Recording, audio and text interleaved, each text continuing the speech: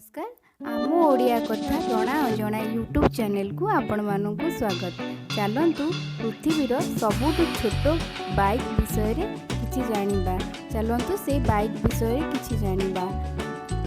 आजिकली घरे घरे बाइक अच्छी हेले आमे एठी जो बाइक कथा कहूचु ताहा केही केबे देखि नथिबे आउ देखिले भी आश्चर्य निहाती होई जिवे, कारण यह हाथ पापुली रे ही रही जाए हेले यह कार्यक्षम। स्कल्टो नाम एही बाइक रो ओजन मात्र 1 किग्रा 8 ग्राम, उच्चता 2 फुट 5 इंच और लंब 4 फुट 5 इंच।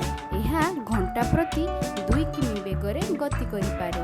टॉम विम्ब्रक एहाकु तैयारी करिसंती। तेबे एथिरे लाइट नाही, गियर नाही, ब्रेक यूनिट भी नाही। यह एक सिंगल गियर मोटर जहार केवल फॉरवर्ड ट्रांसमिशन अच्छी।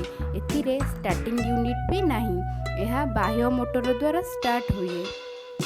छोट आकार लगी एथिरे साधारण भावे बसी हुए ना, तथापि टॉम बाइक रे दुई पार्श्व थिबा रड उपरे स्वतंत्र जोता पिंधि एहाकु चलाइबाकु सक्षम होइतिले।